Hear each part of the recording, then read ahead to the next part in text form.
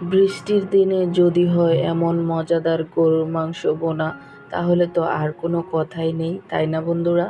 আজকে চলে আসলাম তোমাদের সাথে একটা মজাদার রেসিপি নিয়ে।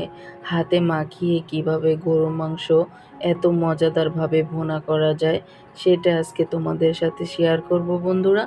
এই যে চলে আসলাম আমি রান্নার প্রসেসে।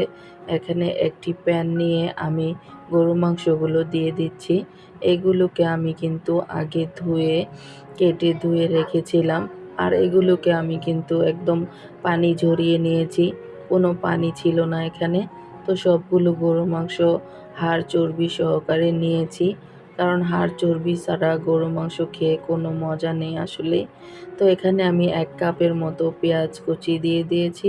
আর পেঁয়াজগুলোকে আমি কিন্তু এখানে একদম কিউব কিউব করে কেটে রেখেছিলাম। গরুর মাংসতে কিন্তু কিউব কিউব করে পেঁয়াজ কেটে দিলে সেটা কিন্তু খেতে ভালো লাগে।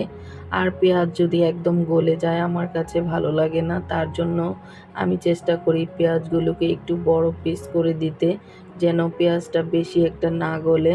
তো এখানে আদা রসুন পেস্ট দিয়ে দিলাম প্রায় 3 টেবিল চামচের মতো।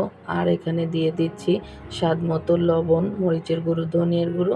আপনারা আপনাদের মাংস অনুযায়ী আপনারা আন্দাজ করে এখানে নিয়ে নেবেন। তো এগুলোকে দিয়ে দিচ্ছি সবগুলো মশলা একসাথে। তারপর আমি এখানে ভাজা জিরের গুঁড়ো দিয়ে দেব 1.5 চা চামচের মতো।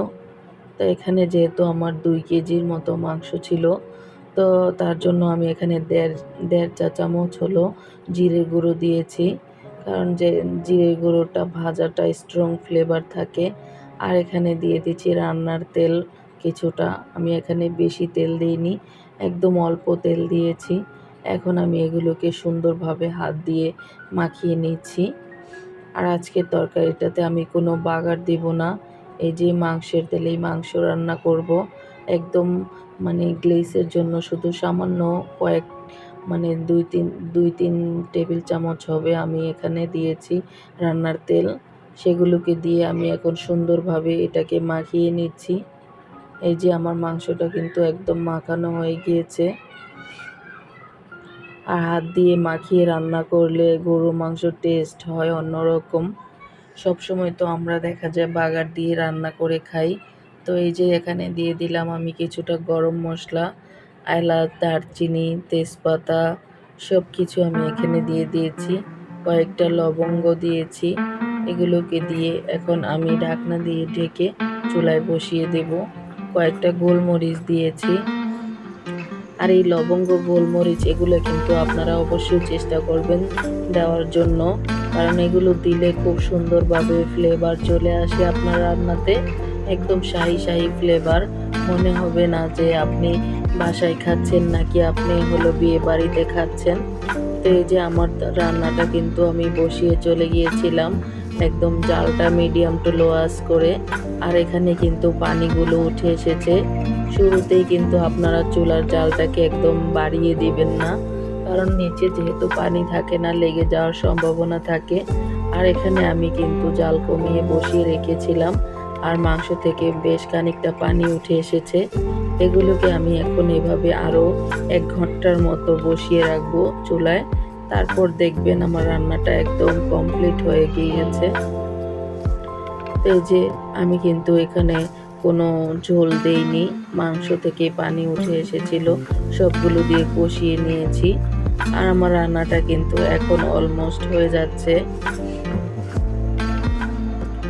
তো এরকম গরুর মাংস, মজাদার গরুর মাংস যদি হাতে মাখিয়ে রান্না করা যায়, তাহলে কিন্তু আমাদের গৃহিণীদের জন্য অনেক সুবিধা হয়।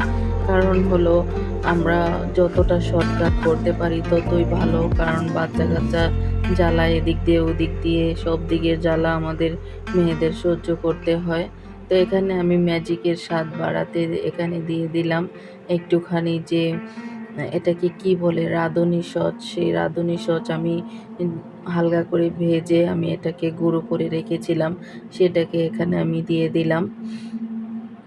এটাতে খুব সুন্দর ঘ্রাণ হবে। আর এই যে দেখো আমার রান্নাটা কিন্তু একদম কমপ্লিট হয়ে গিয়েছে। আমি বাটিতে একটু নিয়ে তোমাদের সাথে শেয়ার করছি। আর এই গরু মাংস কিন্তু আমি রেস্টে রেখে দিয়েছিলাম আধা ঘন্টা, কারণ রেস্টে না রাখলে কিন্তু গরু মাংসের যে অরিজিনাল টেস্ট সেটা তুমি পাবে না। যখন তুমি ঢাকনা দিয়ে ঢেকে রেখে দিবে রান্নার পর এটার ফ্লেভারটা স্ট্রং হবে, ফ্লেভারটা খুব ভালো পাওয়া যাবে। আর এভাবে আমার রান্নাটা হয়ে গিয়েছে। আর এখন আমি একটা ভাজি করে নেব। সেই ভাজিটা হচ্ছে গিয়ে ভেন্ডি ভাজি। ভেন্ডি ভাজিটাকে আমি এখানে করব কিভাবে তোমাদের সাথে শেয়ার করছি। এটাতে আমি কিন্তু দিয়ে দিয়েছি যে মাছের তেল ছিল, সেই মাছের তেল দিয়ে আজকে আমি ভেন্ডি ভাজিটা করে নেব। এতটা মজা হয়েছিল। আর এখানে তাওয়াতে কিন্তু আমি মাছও ভাজি করেছি, তার জন্য আমার তাওয়াটা একটু মানে লাগানো ছিল।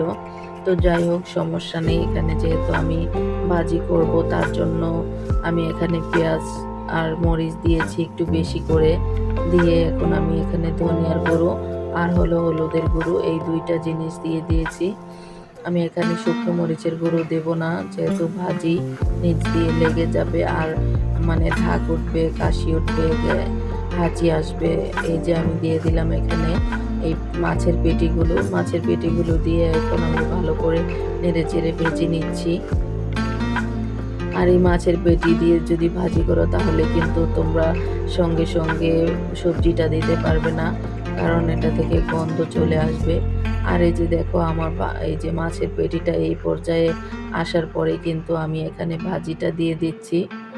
আর এই মাছের তেল তোমরা ফেলে না দিয়ে কিন্তু এভাবে রান্না করতে পারো, কারণ এভাবে রান্না করে নিলে আমাদের স্বাস্থ্যের জন্য খুবই ভালো এই মাছের তেল।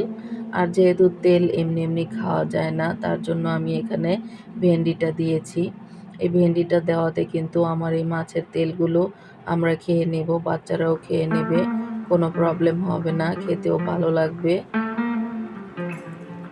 সবজি আর তেল একসাথে খেয়ে নিলাম আমরা ভাত দিয়ে, আর উপকার ও আমাদের শরীরের জন্য হয়ে গেল। এইরকম একটা অবস্থা আর কি। এই যে আমার ভাজিটা কিন্তু হয়ে যাচ্ছে, আমি ভালো করে নেড়ে চেড়ে ভাজি করে নিচ্ছি। আর ভাজি কিন্তু আমরা সব সময় সবুজ সবুজ রেখে করি, এটাকে কিন্তু আমি পুড়িয়ে ফেলি না। আর এত লাল লাল পুরানো পুরানো ভাজি হলে এটাতে কোনো ভিটামিন মিনারেলস থাকে না, আর খেতেও ভালো লাগে না আমাদের কাছে। এরকমভাবে কাঁচা কাঁচা সবজি ভাজি করলে খেতে খুব ভালো লাগে, আর পুষ্টি গুণাগুণও অটুট থাকে। আর এখানে আমি দিয়ে দিলাম ধনিয়া পাতা বেশ খানিকটা। আর এই সিজনে ধনিয়া পাতাটা খুবই দাম বাজারে, আর না দিলেও মনে হয় যে কি যেন একটা দেইনি। সেই জন্য আমি চেষ্টা করি এই ধনিয়া পাতাটা কিছু পরিমাণ হলেও দিতে। আর আমার হাজবেন্ডকে বললে তো সে নিয়ে আসে। আজকে ধনিয়া পাতা 2 পদের নিয়ে এসেছে, বলতেছে একটা দিয়ে শুটকি ভর্তা খাবো আর একটা দিয়ে তরকারিতে দিবা। তো তার জন্য সে যেভাবে বলে সেভাবেই রান্নাটা করি আমি। তো বন্ধুরা, যারা একটা লাইক দিতে ভুলে গিয়েছো এই পর্যায়ে এসে, সবাই একটা লাইক দিয়ে ভিডিওটি কন্টিনিউ করবে। তোমাদের কাছে একটাই অনুরোধ, ভিডিওটি ভালো লাগলে লাইক কমেন্ট শেয়ার করতে ভুল করো না। আর যারা নতুন আছো প্লিজ চ্যানেলটি সাবস্ক্রাইব করে পাশে থাকা বেল আইকনটি অন করে দিবে। সে পর্যন্ত সবাই ভালো থেকো, আল্লাহ হাফেজ।